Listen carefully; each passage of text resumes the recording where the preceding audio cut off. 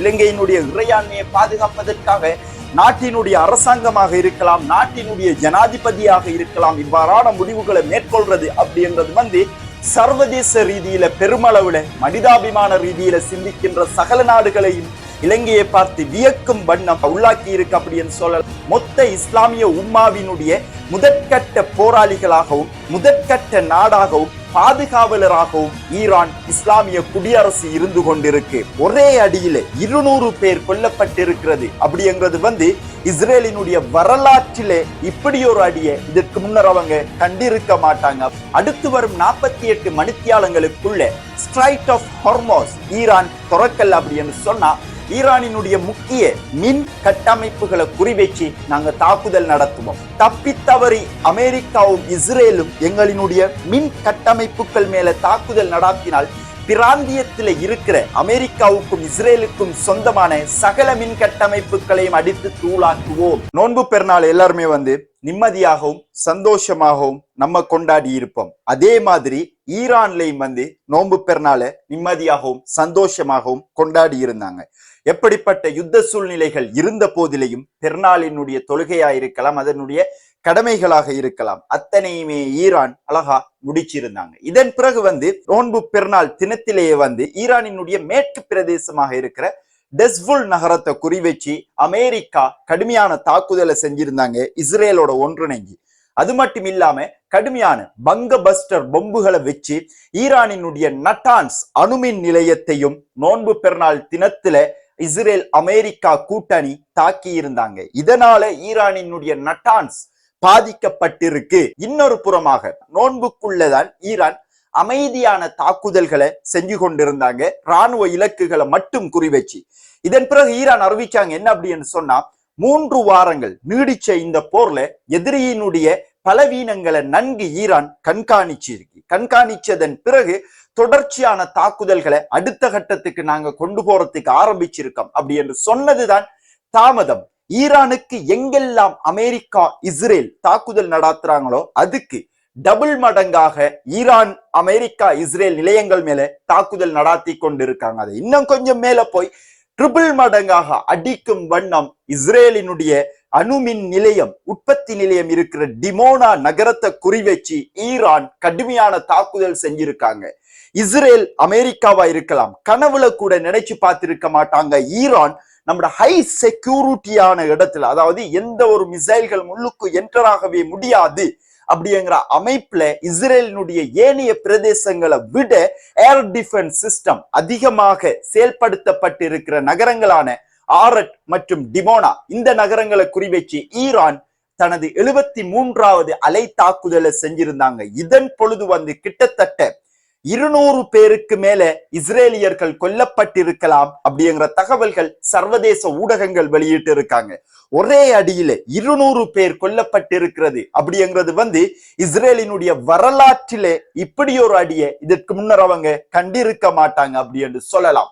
அது மட்டும் இல்லாம இஸ்ரேலினுடைய ஊடகங்கள் 84 பேர் காயமடைஞ்சிருக்காங்க அப்படின்னு சொல்லி பலதரப்பட்ட முறையில் அவங்களுடைய சேதங்களை மறைக்கிறதுக்கு இஸ்ரேல் தொடர்ச்சியாக முயற்சி செஞ்சு கொண்டு வந்திருந்தாலும் உண்மை ஒரு நாள் வெல்லும், சத்தியம் வென்றே தீரும் அப்படிங்கிற அடிப்படையில ஈரான் நீங்க என்ன சொன்னாலும் பிரச்சனை இல்லை, எப்படி போய் சொன்னாலும் பிரச்சனை இல்லை, உங்களுக்கு அடிக்கிறது அப்படிங்கிறது தொடர்ச்சியாக இருந்து கொண்டே இருக்கும் அப்படிங்கிற அடிப்படையில தொடர்ச்சியான பல தாக்குதல்களை செஞ்சு கொண்டு வராங்க. டிமோனா மற்றும் ஆரட் பிரதேசங்கள்ல ஈரான் ஆடிய ருத்ர தாண்டவத்தின் பின்னர் ஈரானினுடைய மஜ்லிஸின் சபாநாயகர் காலிபாஃப் முக்கியமான அறிவித்தல் ஒன்றை வெளியிட்டு இருந்தார். என்ன அப்படின்னு சொன்னா, முக்கியமான இடங்களை நாங்க குறி வச்சு தாக்கிட்டோம், அவங்களுடைய ஏர் டிஃபென்ஸ் சிஸ்டம் வேலை செய்யல, அந்த அடிப்படையில எங்களினுடைய முதற்கட்ட இலக்கு வெற்றி அடைஞ்சிட்டு இனி அடுத்தது யோசிக்கவே முடியாது, போரினுடைய அடுத்த கட்டத்துக்குள்ள உள்நுழைறதுக்கு நாம தயாரா இருக்கோம், இனி நாங்க போட்டு வச்ச அடுத்த கட்டத்தை நோக்கி பயணிக்கிறதுக்கு ரெடியா இருக்கோம்,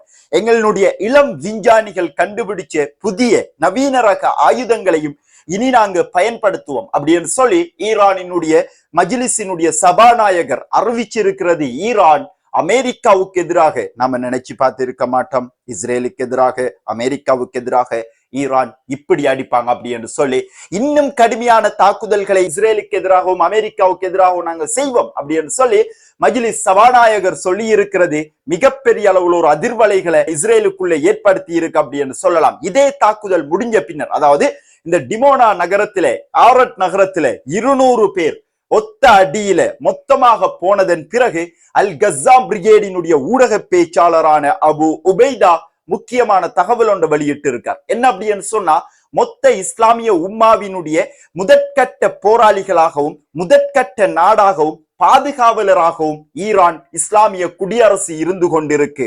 காசா மக்கள் மேலே கடந்த 2 ஆண்டுகளுக்கு மேலாக நடாத்தப்பட்ட இனப்படுகொலைக்கு பதிலடி வழங்கும் முகமாக இந்த டிமோனா தாக்குதல் இருந்திருக்கு. அது மட்டும் இல்லாம இப்படிப்பட்ட கடுமையான தாக்குதல்கள் செஞ்சா மட்டும்தான் இஸ்ரேலை நிலைகுலைய வைக்கலாம், அமெரிக்காவை நிலைகுலைய வைக்கலாம், அமெரிக்காவை பின்வாங்க வைக்கலாம். மேலும் இதனுடைய இறுதி இலக்கு, அதாவது ஈரானினுடைய இறுதி இலக்கு எதுவாக இருக்கும் அப்படின்னு சொன்னா, சுதந்திர பாலஸ்தீனத்தை வெற்றி கொள்வதற்குரிய நடவடிக்கைகளாகத்தான் இந்த போரினுடைய இறுதி முடிவுகள் இருக்கும் அப்படின்னு சொல்லியும் அல் கஸ்ஸாம் பிரிகேடினுடைய ஊடக பேச்சாளர் அபு உபைதா அறிவிச்சிருக்கிறது.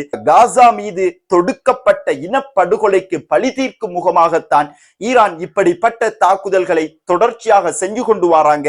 காசாவினுடைய போராளிகளோடையும் ஒன்றிணைஞ்சு அவங்க செயற்திட்டங்களை முன்னெடுத்து கொண்டு வராங்க அப்படிங்கிறதும் இதுல இருந்து நமக்கு தெளிவா புலனாகுது அப்படி என்று சொல்லலாம். இது மட்டும் இல்லாம ஈரானினுடைய இப்படிப்பட்ட கடுமையான தாக்குதல்களின் பின்னர் டொனால்ட் ட்ரம்ப் ஒரு முக்கியமான அறிவித்தல் ஒன்று வெளியிட்டார். என்ன அப்படின்னு சொன்னா, அடுத்து வரும் 48 மணித்தியாலங்களுக்குள்ள ஸ்ட்ரைட் ஆஃப் ஹார்மோஸ் ஈரான் துறக்கல் அப்படி என்று சொன்னா, ஈரானினுடைய முக்கிய மின் கட்டமைப்புகளை குறிவச்சு நாங்க தாக்குதல் நடத்துவோம், மொத்த ஈரானும் இருள்மயமாக்கப்படும் அப்படின்னு சொல்லி டொனால்ட் ட்ரம்ப் சொல்லி இருந்தார். இந்த அறிவிப்பு வெளியாய் ஒரு 5 நிமிஷம் கூட இருக்க மாட்டேன் அப்படின்னு சொல்லி நினைக்கிறேன்.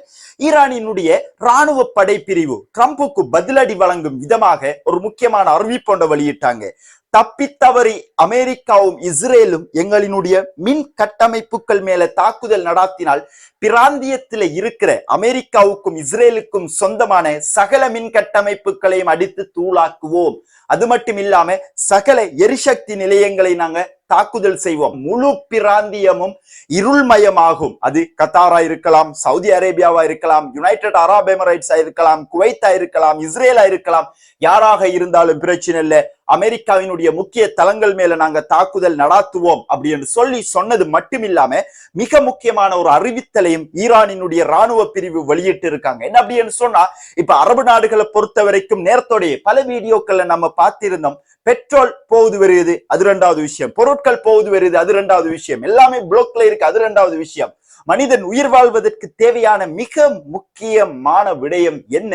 தண்ணீர். அந்த தண்ணீர் எங்க இருந்து வருது? அரபு நாடுகளுக்கு கடல் நீரை சுத்திகரிச்சு நன்னீராக்கி தனிப்பு அரபு நாடுகள் தண்ணீரை பெற்றுக் கொண்டிருக்காங்க. அந்த டீசலினேஷன் திட்டத்தை குறிவச்சு ஈரான் எந்த ஒரு யோசனையும் இல்லாம தாக்குதல் நடத்தும் அப்படிங்கிறதையும் ஈரான் வெளியிட்டு இருக்காங்க அப்படின்னு சொல்லலாம். ஏற்கனவே டொனால்ட் ட்ரம்ப் 8000 அமெரிக்க கடற்படை வீரர்களை மத்திய கிழக்குக்கு கொண்டு வந்திருக்காங்க. எந்த நேரங்களும் ஈரான் மேல தரைப்படை நடவடிக்கைகளை நடத்தலாம். அது மட்டும் இல்லாம ஈரானினுடைய கார்க் ஐலண்டையும் அமெரிக்கா கைப்பற்றலாம் அப்படிங்கிற அடிப்படையில தான் டொனால்ட் ட்ரம்ப் எச்சரிக்கைகளை ஈரானுக்கு வெளியிட்டு இருந்தார். அதன் பிறகு ஈரான் இவ்வாறான எச்சரிக்கைகளை அமெரிக்காவுக்கும் வெளியிட்டு இருந்தாங்க. ஹவுத்திகள் ஏற்கனவே பாபல் மந்தப் ஜலசந்தி வழியாக இஸ்ரேலினுடைய துறைமுகங்களுக்கு சொந்தமான எந்த கப்பல்களும் பாபல் மந்தப் ஜலசந்தி வழியாக செல்ல முடியாது அப்படிங்கிற ஆர்டரை ஹவுத்திகள் வெளியிட்டு இருந்தாங்க. இருந்த போதிலேயும் இப்ப ஹவுத்திகள் வெளியிட்டு இருக்காங்க. என்ன அப்படின்னு சொன்னா, இன்கேஸ் அமெரிக்கா ஈரானினுடைய கார்க் ஐலண்டை கைப்பற்றுமாக இருந்தால், தரைப்படை நடவடிக்கைகளை தொடருமாக இருந்தால், எந்த ஒரு சிந்தனையும் இல்லாம பாபல் மந்தப் ஜலசந்தியை மொத்தமாக நாங்க பூட்டுவோம் அப்படின்னு சொல்லி ஹவுத்திகள் அறிவிச்சிருக்காங்க. ஒரு பக்கமாக ஹொர்முஸ் ஜலசந்தி பூட்டப்பட்டிருக்கு, இன்னொரு பக்கமாக இந்த பாபல் மந்தப் ஜலசந்தியும் பூட்டப்படுமாக இருந்தால் என்ன நடக்கும்? ஆயிலினுடைய பிரைசஸ், அதாவது க்ரூட் ஆயில் அப்படிங்கிறது தெற்காசியா நாடுகளுக்கு எட்டாக்கனியாக மாறக்கூடிய வாய்ப்பு இருக்கு. ஏற்கனவே இலங்கையிலே நேற்றும் கூட பெட்ரோலினுடைய விலை கிட்டத்தட்ட 398 ரூபாய் 400 ரூபாயாக அதிகரிச்சிருக்கு. வரும் காலங்களில் இது 2000 கூடிய வாய்ப்புகளும் இருக்கு அப்படிங்கிறதுல எந்த ஒரு மாற்று கருத்துக்களுமே இல்லை அப்படின்னு சொல்லலாம். இந்த ஸ்ரீலங்காவை பொறுத்த மட்டும் ஸ்ரீலங்கா இப்ப உலகளாவிய ரீதியில பேசப்பட்டு கொண்டிருக்கிற ஒரு முக்கிய நாடாக இருந்து கொண்டிருக்கு. காரணம் நமக்கு தெரியும், ஏற்கனவே ஈரிஸ் டெனா கப்பல்ல இருந்து மனிதாபிமானத்தின் உச்சக்கட்டத்தை இலங்கை வெளிப்படுத்தி இருந்தாங்க. ஈரானியர்களை காப்பாற்றி இருந்தாங்க. அவர்களுடைய உடல்களை ஈரானுக்கு அனுப்பி வச்சிருந்தாங்க. மீண்டும் அமெரிக்காவுக்கிட்ட இருந்து ஒரு அறிவிப்பு ஒன்று வந்திருந்துச்சு. மத்தள சர்வதேச விமான நிலையத்தில் அமெரிக்காவினுடைய 2 யுத்த கப்பல்களை தரையிறக்கிறதுக்கு அனுமதி தரணும் அப்படின்னு சொல்லி அமெரிக்க ராணுவம் கேட்டிருந்தாங்க இலங்கை கிட்ட. பட் இலங்கை அரசாங்கம் அதை மொத்தமாக ரிஜெக்ட் பண்ணி இருந்தாங்க. இப்ப இத அமெரிக்க ஊடகவியலாளர்கள் கூட இன்னைக்கு பேசப்பட்டு கொண்டிருக்கிற முக்கியமான விடயமாக இலங்கையும் இலங்கையினுடைய அரசாங்கமும் இருந்து கொண்டிருக்கு அப்படின்னு சொல்லலாம். இப்படிப்பட்ட துணிச்சலான முடிவுகளை ஒரு குட்டி நாடால எப்படி மேற்கொள்ள முடியுது அப்படிங்கிறது தான் மேற்குலக நாடுகளினுடைய ஊடகவியலாளர்களினுடைய கேள்விகளாக இருக்கு அப்படின்னு சொல்லலாம். இலங்கையினுடைய இறையாண்மையை பாதுகாப்பதற்காக நாட்டினுடைய அரசாங்கமாக இருக்கலாம், நாட்டினுடைய ஜனாதிபதியாக இருக்கலாம், இவ்வாறான முடிவுகளை மேற்கொள்றது அப்படிங்கிறது சர்வதேச ரீதியில பெருமளவுல மனிதாபிமான ரீதியில சிந்திக்கின்ற சகல நாடுகளையும் இலங்கையை பார்த்து வியக்கும் வண்ணம் உள்ளாக்கி இருக்கு அப்படின்னு சொல்லலாம். இதே நேரங்களில் ஏற்கனவே ரியாத குறி வச்சு ஈரான் கடுமையான தாக்குதல் செஞ்சிருந்தாங்க, எண்ணெய் சுத்திகரிப்பு நிலையங்களை குறி வச்சேன்னு. அதன் பிறகு ஈரான் மீண்டும் ட்ரோன் தாக்குதலை சவுதி அரேபியாவினுடைய பிரின்ஸ் சுல்தான் ஏர்பேஸை குறி வச்சு செஞ்சிருந்தாங்க. இதன் பிறகு சவுதி அரேபியா ஈரானினுடைய ராணுவ தூதர் உள்ளிட்ட முக்கியமான 5 பேர் உடனடியாக வரும் 24 மணித்தியாலங்களுக்குள்ள சவுதி அரேபியாவில இருந்து வெளியிறங்கணும் அப்படின்னு சொல்லி ஒரு கடுமையான எச்சரிக்கை ஒன்று வெளியிட்டு இருந்தாங்க. அது மட்டும் இல்லாம பிராந்திய நாடுகளின் வெளிவிவகாரத்துறை அமைச்சர்கள் ஒரு கூட்டமைப்பு ஒரு சந்திப்பு ஒன்றை மேற்கொண்டு இருக்காங்க. இதுல துருக்கியினுடைய வெளிவிவகாரத்துறை அமைச்சர் ஹக்கன் ஃபிடான் சகல நாடுகள் சார்பிலையும் ஈரானுக்கு எதிரான ஒரு முக்கியமான அறிவித்தல் ஒன்று வெளியிட்டு இருந்தார். என்ன அப்படின்னு சொன்னா, ஈரான் இதன் பிறகு எங்கள் மேல தாக்குதல் நடத்தும் அப்படின்னு சொன்னா நாங்க அதுக்கு எதிராக தாக்குதல் நடத்தக்கூடும். அதாவது அமெரிக்கா இஸ்ரேலோட சேர்ந்து ஏனைய பிராந்திய நாடுகளும் ஈரானுக்கு எதிரான தாக்குதலை செய்ய தயாராக இருக்கு அப்படிங்கிற இறுதி எச்சரிக்கை மாதிரி ஹக்கன் ஃபிடான் இதை அறிவிப்பை வெளியிட்டு இருந்தும் ஈரானை பொறுத்த வரைக்கும் இந்த அரபு நாடுகள் சொல்றதையோ அல்லது ஹக்கன் ஃபிடான் சொல்றதையோ இதுக்கும் கணக்கெடுக்கல் அப்படின்னு சொல்லலாம். தொடர்ச்சியாக குவைத்தினுடைய அலி அல் சேலம் அமெரிக்காவினுடைய பேஸை குறி வச்சு ஈரான் தாக்குதல் செஞ்சிருக்காங்க. சவுதி அரேபியாவினுடைய பிரின்ஸ் சுல்தான் ஏர்பேஸை குறி வச்சு ட்ரோன் தாக்குதல் செஞ்சிருக்காங்க. காசாவுக்கு 2 வருஷமாக அடிக்கும் பொழுது வாய்மூடி மௌனமாக வேடிக்கை பார்த்து கொண்டிருந்த பெட்டை அரபு நாடுகள் இப்பொழுது ஈரானுக்கு எதிராக அமெரிக்காவுடையும் இஸ்ரேலோடையும் சேர்ந்து கை தூக்குவது அப்படி என்பது மிக கண்டிக்கத்தக்க ஒரு விடயமாக இருக்கு. அப்படிங்கிற அடிப்படையிலே ஈரான் இவங்களை யாருமே கணக்கிலேயே எடுக்கல. அவங்களுடைய வேல பெர்ஃபெக்டா போய் கொண்டு இருக்காங்க. நீ அடிக்கிறன்னு அடிச்சுக்கோ, பிரச்சனையே இல்லை. அமெரிக்காவுக்கும் இஸ்ரேலுக்கும் இப்ப நாங்க அடிச்சு கொண்டு இருக்கோம், நீ எல்லாம் யாரால் அப்படின்னு சொல்லி கேட்கிற மாதிரி அரபு நாடுகளினுடைய எந்த பேச்சுக்களையும் காதிலேயே வாங்காம ஈரான் தொடர்ச்சியான முன்னெடுப்புகளை மேற்கொண்டு வாராங்க. பிராந்தியத்தில் இருக்கிற மற்றும் ஒரு மிக முக்கியமான அமெரிக்காவினுடைய பேஸ் தான் துருக்கியில இருக்கிற இன்சிர்லிக் அப்படிங்கிற பேஸ். இந்த பேஸ்ல ஸ்பெயினினுடைய படை வீரர்களும் இந்த பேஸ்ல இருக்காங்க. இப்ப ஸ்பெயின் ஒரு அதிரடியான முடிவு ஒன்று எடுத்திருக்காங்க. என்ன அப்படின்னு சொன்னா, ஈரானுக்கு எதிராக அமெரிக்கா இஸ்ரேலுடைய தாக்குதல் அப்படிங்கிற ஏற்றுக்கொள்ள முடியாத ஒன்று. சும்மா இருந்த ஈரான் மேல இவங்க தாக்குதல் செஞ்சிருக்காங்க. பிராந்தியத்தை தீப்பற்றி எரியிற அளவுக்கு அமெரிக்காவும் இஸ்ரேலும் ஆளாக்கி இருக்காங்க. இது எந்த வகையில ஜனநாயகத்திற்குட்பட்டதாக மாறும் அப்படிங்கிற அடிப்படையில ஸ்பெயின் தனது ராணுவ வீரர்களை துருக்கியினுடைய இன்சிர்லிக் பேஸ்ல இருந்து மொத்தமாக நாட்டுக்கு எடுத்திருக்காங்க. அப்படிங்கிறது அரபு நாடுகளை விட பிராந்திய நாடுகளை விட ஐரோப்பிய நாடொன்று இன்று மனிதாபிமானத்தின் அடிப்படையில செயல்படுவது பாராட்டப்பட வேண்டிய விடயமாக இருக்கு. இது இவ்வாறு இருக்கக்குள்ள ஈரான் மேலே கடுமையான தாக்குதல் ஒரு பக்கமாக அமெரிக்கா இஸ்ரேல் செஞ்சு கொண்டு வராங்க. இதே நேரங்களை ஈரான் இந்த தாக்குதல்களால பின்வாங்கிட்டு அப்படின்னு சொல்லி பார்த்தோம்னா ஈரான் எப்படி பின்வாங்குறாங்க அப்படின்னு சொல்லி இப்ப நான் சொல்றேன், அதை கேளுங்க. என்ன அப்படின்னு சொன்னா, இந்த போரை நிறுத்தணும் அப்படின்னு சொன்னா ஈரான் சில நிபந்தனைகளை முன் வச்சிருக்காங்க. அதுலயுமே குறிப்பாக என்ன அப்படின்னு சொன்னா, மீண்டும் ஈரான் மேல எந்த காரணம் கொண்டும் அமெரிக்கா இஸ்ரேல் கூட்டு நடவடிக்கை செய்யக்கூடாது. இதுக்கு உலக நாடுகள் அங்கீகாரம் தரணும். அது முதலாவது. இரண்டாவது என்ன அப்படின்னு சொன்னா, பிராந்தியத்தில் இருக்கிற சகல பேஸ்களையும் அமெரிக்கா காலி பண்ணணும். அப்படி இல்லை அப்படின்னு சொன்னா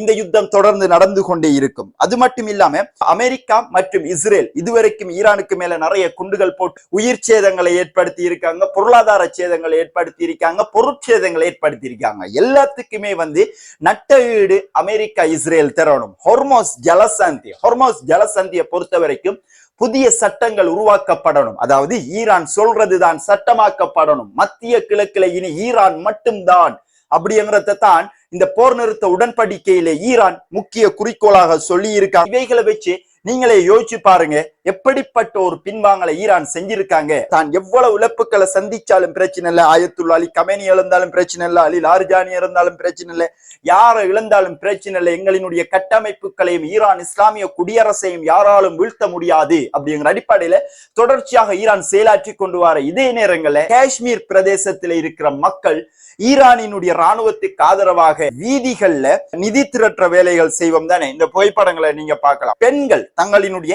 நகைகளை கொண்டு போய் ரோட்ல வச்சு இதை ஈரானுக்கிட்ட கொடுங்க அப்படின்னு சொல்லி தங்களுடைய காதுல இருந்த கையில இருந்த காப்பு எல்லாத்தையுமே கலட்டி தங்கங்களை கலட்டி ஈரானுக்கு ஆதரவாக கொடுத்திருக்காங்க. அதை நீங்க இந்த புகைப்படத்திலேயே பார்க்கலாம். அது மட்டும் இல்லாம பணங்களை நிதிகளையும் திரட்டி இப்ப தொடர்ச்சியாக காஷ்மீர் மக்கள் ஈரானுக்கு ஆதரவாக அனுப்பி கொண்டிருக்காங்க. காரணம், இந்த உலகத்துல இப்ப அநீதி தலைவிரிச்சாடி கொண்டிருக்கு, அக்கிரமம் மேலோங்கி கொண்டிருக்கு, அராஜகம் தங்களுடைய வேலைகளை தொடர்ச்சியாக செஞ்சு கொண்டிருக்கு. வெனிசுவேலாவினுடைய ஜனாதிபதி கடத்தப்பட்டதுல இருந்து கிரீன்லாந்து வரைக்கும் அமெரிக்காவினுடைய அராஜகம் எந்த அளவுக்கு இருக்கு அப்படிங்கிறது நம்ம எல்லாருக்குமே தெரிஞ்ச ஒரு விஷயம். அந்த அடிப்படையில அமெரிக்காவினுடைய கொட்டத்தை அடக்கணும் அப்படின்னு சொன்னா ஈரானை தவிர இப்ப இந்த உலகத்தில யாராலுமே முடியாது. அது ரஷ்யாவாலும் முடியாது, சைனாவாலும் முடியாது அப்படிங்கிறது தான் மேலும் ஒரு சிறப்பு குறிப்பு அப்படின்னு சொல்லலாம். அதை எப்படி நிரூபிக்காங்க ஈரான் அப்படின்னு சொன்னா, ஐரோப்பிய நாடுகளை பார்த்து ஈரான் ஒரு கோரிக்கை ஒன்று வெளியிட்டு இருக்காங்க. என்ன அப்படின்னு சொன்னா, கிரீன்லாண்ட் உங்களால மீட்க முடியல அப்படின்னு சொன்னா அந்த பொறுப்பை எங்ககிட்ட தாங்க, நாங்க உங்களுக்கு அந்த கிரீன்லாண்டை மீட்டு தாரோம். இதை விட ஈரான் எப்படி பேசணும்? ஏன்னா ஐரோப்பிய நாடுகளுக்கு ஆதரவாகவும் ஈரான் தொடர்ச்சியாக செயல்படும் அப்படிங்கிறதையும் ஈரான் வெளிப்படையா சொல்லி இருக்காங்க அப்படின்னு சொல்லலாம். அந்த அடிப்படையில் இன்னைக்கு வந்திருக்கிற முக்கியமான தகவல்கள் எல்லாத்தையும் ஒன்று சேர்த்து இந்த வீடியோல நம்ம உங்களுக்காக வழங்கி இருக்கோம். இந்த வீடியோ சம்பந்தப்பட்ட கருத்துக்களை கட்டாயம் கீழே கமெண்ட் பாக்ஸ்ல பதிவிடுங்கள். அது மட்டும் இல்லாம தொடர்ச்சியாக இனி வரும் காலங்களில் நடக்கும் விடயங்கள் சகல விடயங்களை தொடர்ச்சியாக நம்ம உங்களுக்கு வழங்குறதுக்கு காத்திருக்கோம். நேற்று பெருநாள், அதற்கு முந்தின தினம் கொஞ்சம் பர்சனல் வேலைகள் இருந்ததன் காரணத்தால 2 நாள் நம்மளால வீடியோ போஸ்ட் பண்ண இல்லாம போயிருந்துச்சு. இனி வரும் காலங்களில் தொடர்ச்சியாக நம்ம உங்களுக்காக காணொலிகள் வழங்குறதுக்கு காத்திருக்க, முக்கியமான சம்பவங்கள் நடக்கும் இடத்துல பிரேக்கிங் நியூஸ் வாயிலாக சந்திக்கலாம். மிக்க நன்றிகள்.